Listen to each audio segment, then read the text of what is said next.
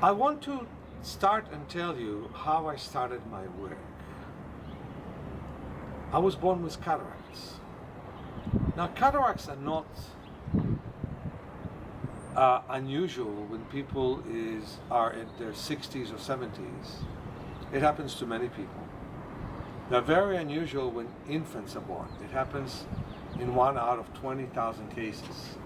My 2 kids were born with cataracts as well. And they're suffering from their surgeries, but the surgeries were more successful than my own. As you see in the picture, 99% of my lens is scar tissue. I was raised reading Braille, and it's not really clear why I got my cataracts. I was reading Braille until I was 17, and then I learned to do eye exercises. And it felt to me like my second birth.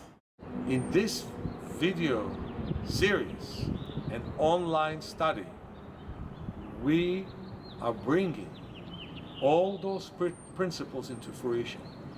You have to commit yourself for practice. If you only have a little time, well, practice to see a little bit better and to relax your eyes and rest from the computer. If you have a lot of time right now, in this period of your life, work on your eyes. Help me create the revolution. Let's have hundreds of millions of people doing this work and changing their lives. In different seasons, I will teach this work. In different locations, by the beach, in our porch, in different rooms, we will do this work until it becomes really tangible to you and you know how to do it in different places, at your workplace, at home, in your living room, in your bedroom, at your desk. This work is for you forever. I was born to show you what's possible. And probably that's why I suffered in the beginning of my life with vision problems. And that's why I have so many obstacles right now to bring this work to the world. With your help, by simply working on your eyes and getting them better, I can spread this work to the rest of the world and will feel that my life goal of bringing hope in a true way to the whole world have been fulfilled.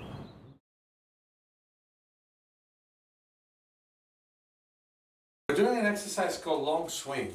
What's great about it is that it stops you from freezing your gaze. And then it's easier to look at details. So now, put your finger in front of you. Let's move from side to side. Slowly. Slowly, yes. And you lift the opposite foot. So you lift the opposite heel when you move from side to side. When you move to the left, you lift the right heel. When you move to the right, you lift the left heel. So you move from side to side, and you think as if everything moves opposite than the way you move.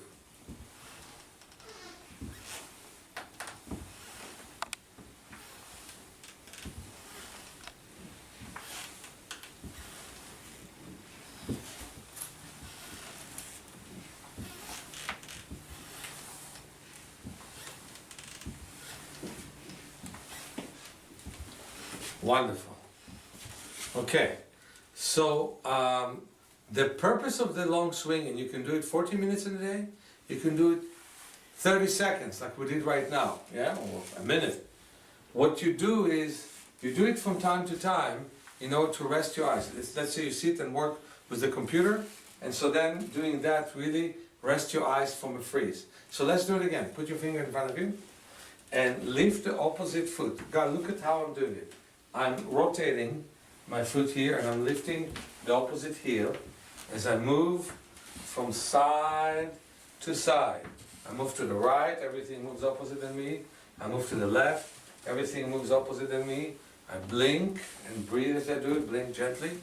And I think that everything moves opposite in the way I move. Now let's close our eyes and imagine that everything moves opposite in our eyes. So we move to the left, all moves to the right, we move to the right, all moves to the left, and you breathe deeply and slowly. Slowly and deeply, while everything moves opposite and we move. Breathe deeply and slowly. Slowly and deeply. Open your eyes and see everything moving opposite in the way you move. All the way. That's a great exercise to do, like you can imagine the middle, then do it again. All right, great. Do the eyes feel a bit more relaxed right now? Mm-hmm. How about yours? Yes. It really relaxes the eyes, especially, I know, Mali, that you sat in front of the computer for a few hours. Mm-hmm. And my recommendation is never to sit for a few hours without stopping every 15 minutes and doing something with your eyes, whether it is to massage them, or to palm, or to move from side to side. But the long swing is such a good exercise to break the tension in front of the computer or iPhone or Android or anything of that nature, because when we look this way we get tense. Okay? Mm-hmm. Very important.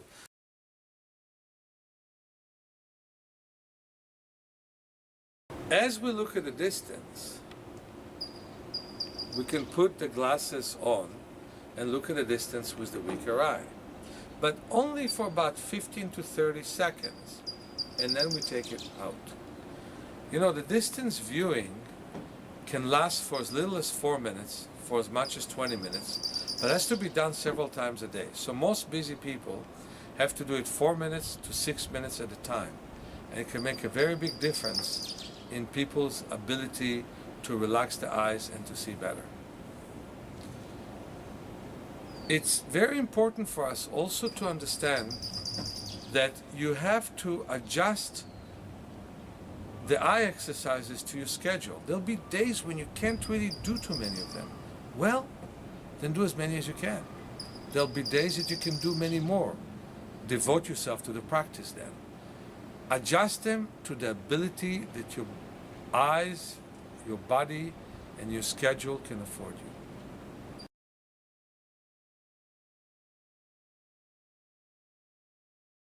We have introduced peripheral vision, and that is one of the first exercises you do in balancing the use of the two eyes.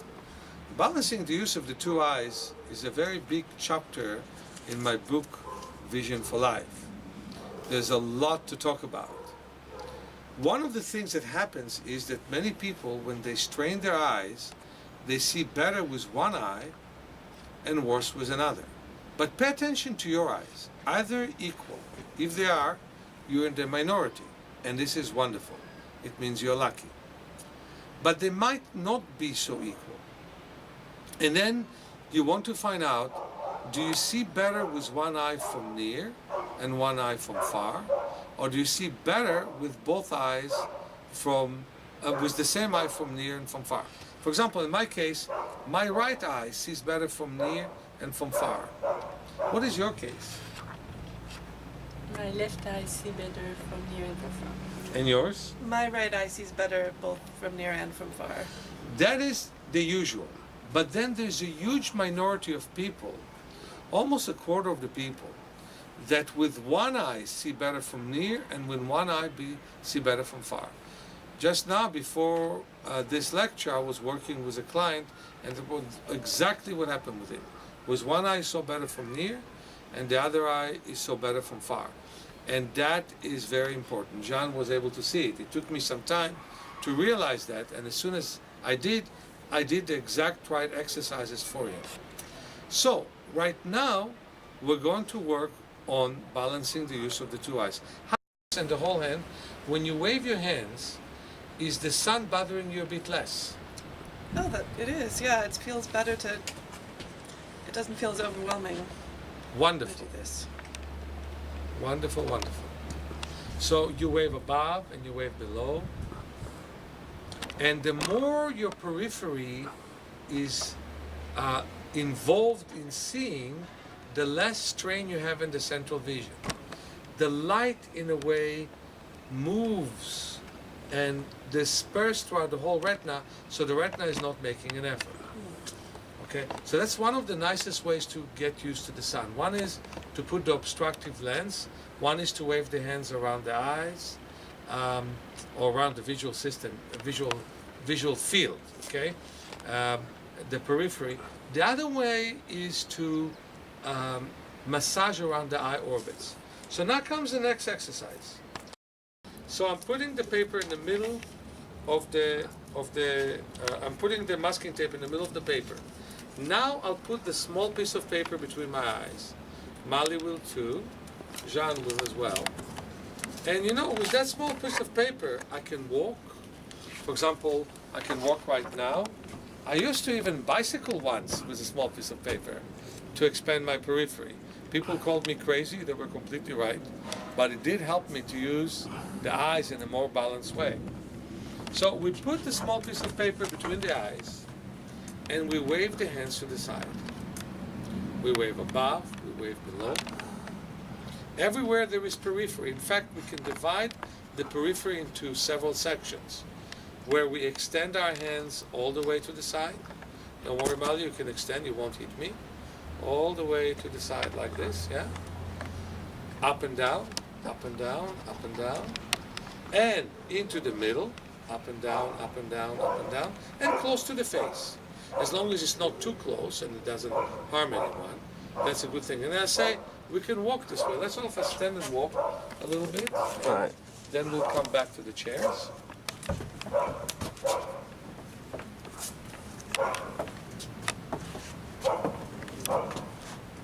And we go back to our chairs. And that's what everybody at home can do as well. You know, with that small piece of paper, you can really, really expand your periphery. And so, for a moment, let's just take the paper off. And my question both to Jean and to Mali, do you have a sense of more light? Now, Mali sits in the sun, so I have no idea if that does the work exactly. But for me, I don't feel like the light is different, but I can see you moving, and I couldn't before when I was sitting here. I couldn't see you behind me. Now, how interesting. My field of vision, I could see you when your hands are moving back there. Wonderful. So let's put the small piece of paper between the eyes and wave the hands to the side again. Again, near the face, middle distance, and arm stretch. This way we know we have a periphery. Now let's put the orange paper between the eyes. And it is larger. So we wave the hands to the side. We wave above, we wave below. Near the face, mid-distance, far away. Now we'll put the green one on.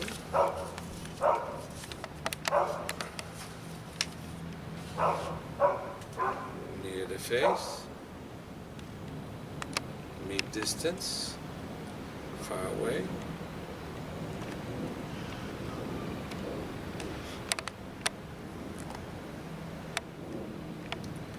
Now we put the large paper between the eyes. And we'll move near the face. And further, and further, and closer, and closer. Now let's rub our hands and palm with the paper on. Do we see black, by the way? Almost. How about you, Jean? Not quite. Wonderful. I see black. Now open your eyes and wave. Straighten the paper a little bit because we bent it when we palm. But again, wave. Do we have more sense of the periphery now? I can definitely see my hand better way out there. I couldn't really see it before. I could just see my fingertips, but now I can see my whole hand all the way out there. Wonderful. I also see more periphery, more houses around, more of the floor, more of the sky. How about you, Jean? Me too. Now let's take the black paper off and put the green paper on. And wave and wave.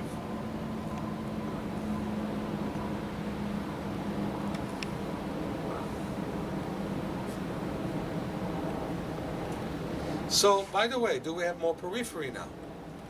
Oh, yes. Good feeling. Some people get tired in the arms, so just shake the arms. If you get tired, shake them and then continue.